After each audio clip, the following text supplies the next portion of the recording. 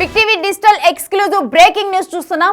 కేవలం 1500 కోసం ఒక వ్యక్తిని నరికి చంపిన ఘటన తిరుపతి మార్కెట్ లో చోటు చేసుకుంది. అయితే ఈ ఘటనకు సంబంధించిన వివరాలు చూద్దాం. 1500 రూపాయల బాకీ కట్టమన్నందుకు హత్య జరిగిన ఘటన తిరుపతి కూరగాయల మార్కెట్ లో చోటు చేసుకుంది. మనం చూస్తున్నాం కదా విజువల్స్. ఇప్పుడు అదే ఘటనకు సంబంధించిన విజువల్స్ ని మనం చూస్తున్నాము.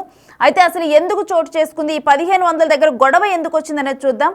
అయితే టమాటా మార్కెట్ లో ఈ ఘటన చోటు చేసుకుంది. అయితే టమాటా షాప్ని జనరల్గా ఇప్పుడు మనం చూస్తున్నాం కదా కూరగాయల మార్కెట్ తిరుపతిలో. దీంట్లో భాష అనే వ్యక్తి కూరగాయల మార్కెట్ నిర్వహిస్తున్నాడు. అయితే ఈ భాష దగ్గర నుంచి రుద్ర అనే వ్యక్తి టమాటాలు తీసుకొని వెళ్ళి వేరే వ్యక్తులకి అమ్ముకుంటాడు. ఈ విధంగా తను బాకీ ఉంచి టమాటాలు తీసుకొని వెళ్తూ ఉంటాడు. సో చూస్తున్నాం కదా అక్కడ స్కూటర్ మీద టమాటాలు ఉన్నది చూస్తున్నాం కదా. సో బాకీ కట్టి ఆ టమాటాలు తీసుకొని వెళ్ళమని చెప్పి అదే విషయాన్ని రుద్రను భాష అన్నాడు. అప్పుడు వెంటనే కూడా 1500 ఇప్పటివరకు నీ బాకీ ఉంది కట్టమన్నందుకు భాషకి చాలా కోపం వచ్చింది. వెంటనే రుద్రకి వెంటనే కోపం వచ్చింది. అయితే రుద్ర వెళ్ళి తన ఫ్రెండ్స్ ఎవరైతే ఉంటారో వాళ్ళని తీసుకొని వచ్చి ఈ 1500 కట్టమన్నందుకు భాష మీద అటాక్ చేయబోయాడు. అయితే భాష మీద కత్తితో అటాక్ చేయబడినప్పుడు భాష దగ్గర అజంతుల్లా అనే మరో వ్యక్తి అదే మార్కెట్లో పనిచేస్తూ ఉంటాడు. అయితే ఆ అజంతుల్లా అనే వ్యక్తి రుద్ర భాష మీద దాడి చేయటాన్ని చూసి అజంతుల్లా అడ్డుకోబోయాడు. అప్పుడు వెంటనే కూడా రుద్ర వచ్చేసి అజంతుల్లా మీద దాడి చేశాడు. వీళ్ళిద్దరి మీద భాష అజంతుల్లా వీళ్ళిద్దరి మీద దాడి చేశారు. అయితే అజంతుల్లా దీంట్లో మరణించడం జరిగింది. భాష తీవ్రంగా గాయపడ్డారు. అయితే గాయపడిన వెంటనే కూడా చూస్తున్నాం కదా అదే ఆటోలో వాళ్ళిద్దరిని కూడా అక్కడ నుంచి తీసుకొని వెళ్ళారు. సో ఇప్పుడు ఈ ఘటన అయితే కూరగాయల మార్కెట్లో తీవ్ర కలకలం రేపుతుంది. మనం చూస్తున్నాం కదా వైట్ షర్ట్ వేసుకుని వాళ్ళందరితో గొడవ పడుతున్నాడే ఆ వ్యక్తే రుద్ర. తను 1500 కట్టి ఆ టమాటాలు తీసుకొని వెళ్ళమన్నారు. అవే టమాటాలు మనం చూస్తున్నాం కదా అక్కడ వెహికల్స్ ఉన్నాయి, వాటి మీద టమాటాలు అవి పెట్టారు. అయితే వెళ్ళిపోయాడు. ముందుగా భాష వెళ్ళిపోయి తన ఫ్రెండ్స్ని తీసుకుని వచ్చి ఆ విధంగా గొడవ పడి మనం చూస్తున్నాం కదా అక్కడ నుంచి భాషని వదిలి రుద్ర ముందలకు వెళ్ళాడు. వెళ్ళి ఏదో కోపం ఉన్నట్లుగా వెనక్కి వచ్చి మళ్ళీ వాళ్ళ మీద దాడి చేశాడు. సో అక్కడ తర్వాత చూస్తున్నాం కదా అదిగో వెనక్కి వచ్చి మళ్ళీ కూడా వాళ్ళ మీద ఏ విధంగా దాడి చేశారు. కేవలం 1500 రూపాయలు కట్టమని అడిగినందుకు ఈ విధమైన ఘటన చోటు చేసుకుంది. అయితే అక్కడ ఉన్నవారు మరికొంతమంది అనేది ఏంటంటే కేవలం మేబీ ఈ గొడవే కాదు వెనకాల ఏమైనా కారణాలు ఉన్నాయేమో అని కూడా అనుమానం వ్యక్తం చేస్తున్నారు. మరి ఏంటి అనేది దీనికి సంబంధించిన డీటెయిల్స్ మా ప్రతినిధి దామోదర్ తిరుపతి నుంచి లైవ్లో అందిస్తారు. దామోదర్, అసలు కంప్లీట్గా ఈ ఘటనకు సంబంధించి డీటెయిల్స్ ఏమని తెలుస్తున్నాయి?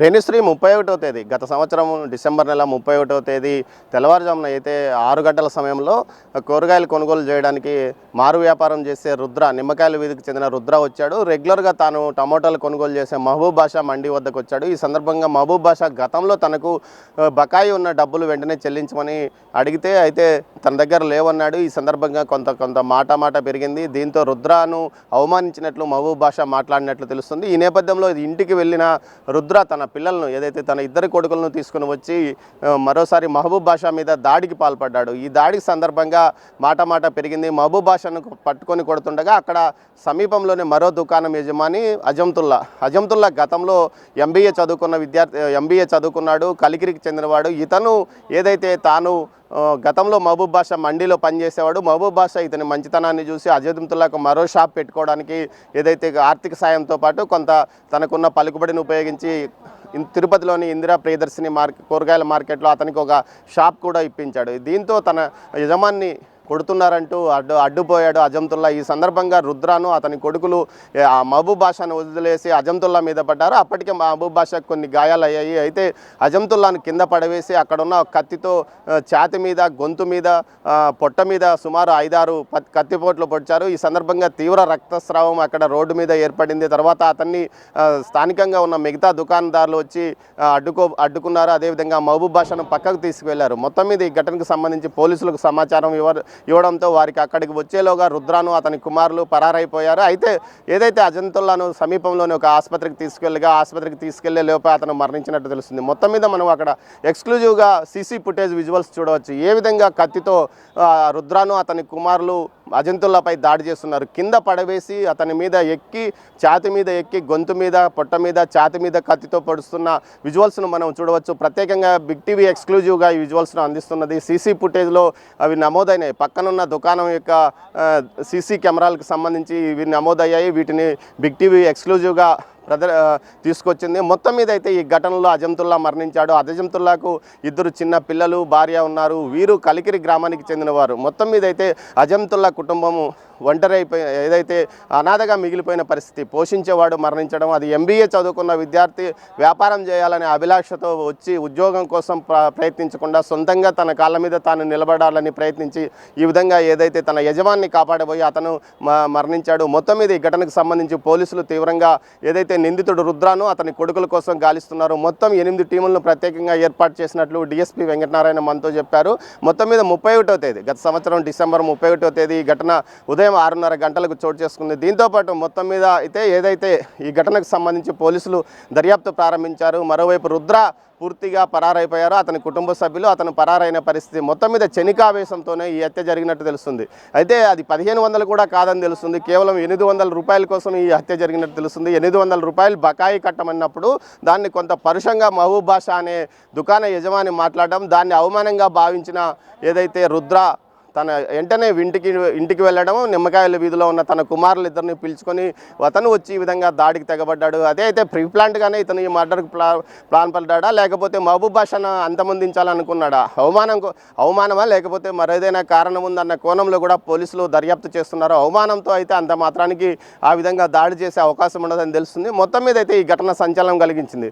56 సంవత్సరాలుగా తిరుపతి ఇందిరా ప్రియదర్శిని కూరగాయల మార్కెట్ కొనసాగుతుంది. 56 సంవత్సరాల నుంచి ఉన్న మార్కెట్లో ఇలాంటి ఘటన ఎప్పుడూ చోటు చేసుకోలేదని తోటి వ్యాపారులు చెప్తున్న పరిస్థితి. మొత్తం మీద అయితే దీనికి సంబంధించిన CC ఫుటేజ్ ఈ విధంగా బిగ్ టీవీ ఎక్స్క్లూజివ్గా ఈరోజు విడుదల చేసింది రేణుశ్రీ. మొత్తం మీద ఈ ఘటన అయితే తిరుపతి నగరంలో సంచలనం కలిగించిందని చెప్పవచ్చు. దామోదర్, అయితే ఈ హత్యని కేవలం అంటే పరువు హత్యగా భావించాలా తనను అవమానించినందుకు, లేకపోతే దీని వెనక ఏమైనా వీళ్ళకి పాత గొడవలు ఉన్నాయని అక్కడ వ్యక్తులు వెల్లడిస్తున్నారా? రేణుశ్రీ మిగతా వ్యాపారులు చెప్తున్నది కేవలం అది 1500 రూపాయలు బకాయి కాదు, 800, 1000 రూపాయలే బకాయి ఉంటుందని కూడా చెప్తున్న నేపథ్యంలో 1800 కోసం అతను అవమానించాడా లేకపోతే మరేదైనా కారణం ఉందన్న కోణంలోనే పోలీసుల దర్యాప్తు కొనసాగుతుంది. అయితే మిగతా వ్యాపారులు చెప్తున్న దాని ప్రకారం ఈ ఘటనకు సంబంధించి పూర్తిగా సమాచారం మా వద్ద లేదు. వారు గొడవ పడుతుంటే మేము అడ్డుకోబోయాము. అప్పటికే ఏదైతే రుద్ర కానీ అతని కుమారులు కానీ అతన్ని దారుణంగా హత్య చేశారు. అయితే దీనికి సంబంధించిన CC ఫుటేజ్ కూడా పూర్తిగా లభ్యం కావడంతో వీరు ఈ నేరం నుంచి తప్పించుకునే పరిస్థితి కూడా లేదు. మొత్తం మీద అయితే రుద్ర అతని కుమారులు అవమానంగానే భావించారేమో అని చెప్పవచ్చు. కొంత ఏదైతే నిమ్మకాయల వీధిలో కానీ కొంత నేరపూరిత చరిత్ర అతనికి గతంలో ఎన్నడూ లేదు, కావాలని అవమానం పాలైనట్లు భావించి ఈ నేపథ్యంలోనే క్షణికావేశంతో ఈ నిర్ణయం తీసుకున్నట్టు తెలుస్తుంది. గతంలో రుద్ర కానీ అతని ఫ్యామిలీ మీద ఎలాంటి క్రిమినల్ రికార్డ్స్ కూడా లేవని పోలీసులు చెప్తున్న నేపథ్యంలో ఖచ్చితంగా ఇది కొంత అతను అవమానంగా భావించి ఈ నేపథ్యంలోనే ఈ హత్యకు అతను పాల్పడి ఉంటాడు అని తెలుస్తుంది. అయితే ఏదైతే కత్తిని అక్కడే ఉన్న కత్తిని తెచ్చుకున్నాడా లేకపోతే ఇంటి వద్ద నుంచి కత్తిని తెచ్చుకున్నాడా అన్న విషయంలో కూడా పోలీసులు దర్యాప్తు చేస్తున్నారు రేణుశ్రీ. మొత్తం మీద అయితే ఈ హత్య తిరుపతి నగరంలో ఒక సంచలనం కలిగించిందని చెప్పవచ్చు రేణుశ్రీ.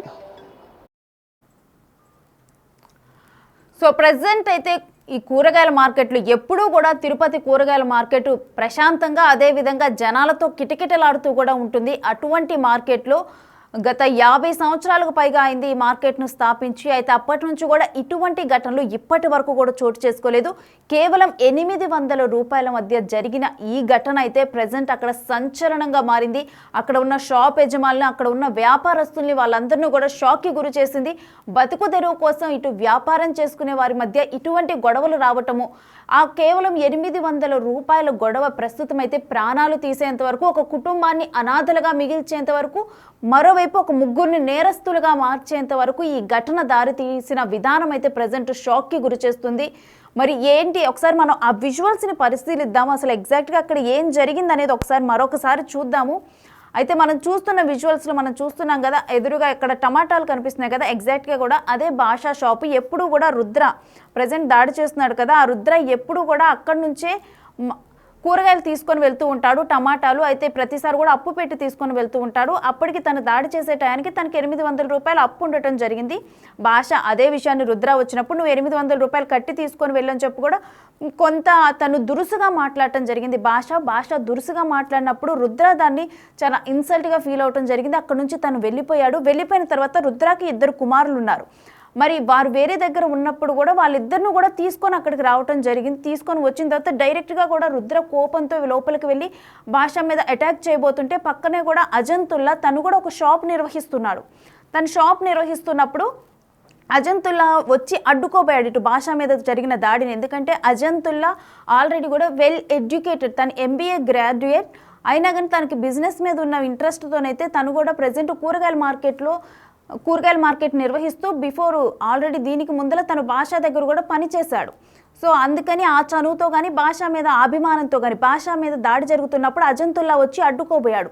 అయితే అజంతుల్లా వచ్చి అడ్డుకోబోయినప్పుడు అప్పటికే కోపం మీద ఉన్న రుద్ర, అదేవిధంగా తన 2 కుమారులు వాళ్ళు వచ్చి అజంతుల్లా మీద దాడి చేసి కూడా తనని కత్తితో పొడిచి వెళ్ళిపోతున్నప్పుడు ఆల్రెడీ కూడా చూస్తే అజంతుల్లా పొడిచినప్పుడు అటు భాష కుమారులు వాళ్ళు వచ్చినప్పుడు కూడా ఒక కత్తి వాళ్ళ దగ్గర ఉంది. తర్వాత ఆ కత్తిని తీసి పక్కకి విసిరేశారు. కూరగాయల మార్కెట్లో కూడా మనం చూస్తున్నాం కదా, అతని చేతిలో ఆ బాక్స్లో ఉన్న వ్యక్తి చేతిలో అయితే కత్తి ఉంది. తర్వాత ఆ మర్డర్ అయిపోయిన తర్వాత కూడా తను పక్కన అక్కడ కూరగాయల మార్కెట్లోకి ఆ కత్తిని విసిరేసి వెళ్ళిపోయాడు. సో దాన్ని బట్టి చూస్తే తన కుమారుడు మాత్రం అక్కడే కత్తిని తీసుకున్నట్లుగా అర్థమవుతుంది. మరి రుద్ర ప్రీ ప్లాన్డ్గా ముందలే కత్తిని తీసుకొని వచ్చాడా అనేది కూడా ప్రజెంట్ క్వశ్చన్ మార్క్. అయితే దీనికి సంబంధించి పూర్తిగా ఎంక్వైరీ చేస్తే కానీ డీటెయిల్స్ తెలియవని పోలీసులు చెబుతున్నారు. ప్రజెంట్ రుద్ర అదేవిధంగా తన 2 కుమారులు వీళ్ళిద్దరు కూడా పరారులో ఉన్నారు. వీళ్ళ ముగ్గురు పరారులో ఉండటం అనేది జరిగింది. బట్ ప్రజెంట్ అయితే దీనికోసం ప్రత్యేకంగా 8 బృందాలను ఏర్పాటు చేసి అయితే వాళ్ళ ముగ్గురు కోసం గాలింపు చర్యలు చేపట్టారు. ఎందుకంటే కేవలం చిన్న గొడవ కాస్త ఈ విధంగా పెద్దగా అయిపోయి ఎందుకు తను దాడి చేయాల్సి వచ్చింది? మరి నిజంగా ఇప్పుడున్న అప్పు కోసం ఆ 800 రూపాయల కోసమే, అంటే తన మీద దురుసుగా మాట్లాడాడని చెప్పి ఆ క్షణికావేశంలో తను మరి వచ్చి ఆ విధంగా అటాక్ చేశాడా? ఒకవేళ కనుక క్షణికావేశంలో అటాక్ చేసుంటే కనుక డెఫినెట్గా అక్కడ ఉన్నప్పుడే భాష దురుసుగా మాట్లాడినప్పుడే తనొక్కడే అటాక్ చేసేవాడు. మరి వెనక్కి వెళ్ళి తన కుమారులను కూడా తీసుకొని వచ్చి ముగ్గురు కలిసి అటాక్ చేశారంటే మరి ఏమైనా పాత గొడవలు ఉన్నాయా, లేకపోతే ఆల్రెడీ అప్పటికే భాష మీద తను కోపంగా ఉన్నాడా, ఎప్పటి నుంచో కోపంగా ఉండటం జరిగిందా, ఇవన్నీ ఫ్యామిలీలో డిస్కస్ చేయటం జరిగిందా ఏంటి అనేది కూడా ఈ కోణంలో కూడా డెఫినెట్గా కూడా పోలీసులు డెఫినెట్గా కూడా విచారణ చేపట్టనున్నారు. అయితే మరి ఎందుకు రుద్ర ఈ విధంగా చేశాడు? తన పిల్లల భవిష్యత్తును కూడా ఇప్పుడు క్వశ్చన్ మార్క్లో పెట్టాడు రుద్ర. తన 2 పిల్లలు కూడా చూస్తుంటే అర్థమవుతుంది, వాళ్ళిద్దరు భవిష్యత్తు కూడా చాలా భవిష్యత్తు ఉన్నవాళ్ళు. అయితే క్షణికావేశంలో చేస్తే కనుక డెఫినెట్గా ఇప్పుడు వాళ్ళ ఫ్యామిలీ మొత్తం కూడా కొలాప్స్ అయిపోయినట్లు. మరోవైపు చూసుకుంటే MBA గ్రాడ్యుయేట్, తను బిజినెస్ చేస్తున్నాడు. అజంతుల్లా తన ఫ్యామిలీ మొత్తం ఇప్పుడు శూన్యంలోకి వెళ్ళిపోయింది. తను ఒక్కడే అజంతుల్లా తన సంపాదన మీద తన ఫ్యామిలీ బతుకుతూ ఉంటుంది. అలాంటి ఒక వ్యక్తి, అసలు ఆ గొడవతో సంబంధం లేని ఒక వ్యక్తి కేవలం అడ్డుకునేందుకు మానవతా దృక్పథంతో భాష మీద అభిమానంతో తను ముందరికి రావటం జరిగింది. అటువంటి వ్యక్తి మీద కూడా కనీసం ఆ టైంలో విచక్షణ లేకుండా తనకి భాషకి ఉన్న గొడవని అజంతుల్లా మీద తను ఆ కక్ష తీర్చుకుంటూ కూడా అజంతుల్లా చనిపోయేంత వరకు కూడా, అంటే ముందరికి వెళ్ళిపోయి కూడా మళ్ళీ వెనక్కి వచ్చి మరీ పొడిచాడంటే డెఫినెట్గా కూడా తనకి అజంతుల్లా వాళ్ళిద్దరూ క్లోజ్ అన్న విషయం డెఫినెట్గా కూడా తను అబ్జర్వ్ చేసి ఉండాలి. తనకి ముందల పరిచయాలు ఉన్నాయి కాబట్టి మరి ఆ క్లోజ్ అని చెప్పి మరి అజంతుల్లా మీద కూడా ఆ కోపం చూపించాడా రుద్ర అనేది కూడా తెలియాల్సి ఉంది. బట్ ఇప్పుడు భాష పరిస్థితి కూడా కొంత తీవ్రంగానే ఉంది. తను కూడా బాగా గాయపడ్డాడు. భాషను కూడా వెంటనే మనం చూస్తున్నాం కదా, వాళ్ళిద్దరిని ఆటోలో తీసుకొని తరలించారు. అక్కడ నుంచి తీసుకొని వెళ్ళిన వెంటనే కూడా భాష పరిస్థితి విషమంగా ఉంది. అయితే అజంతుల్లానైతే అక్కడికక్కడే చనిపోవటం అనేది జరిగింది. భాషకి ప్రజెంట్ చికిత్స కొనసాగుతూ ఉంది. ఈ ముగ్గురేమో పరారీలో ఉన్నారు. మరి డెఫినెట్గా కూడా పోలీసుల బృందాలు వాళ్ళ కోసం గాలింపు చర్యలు చేపడుతున్నాయి.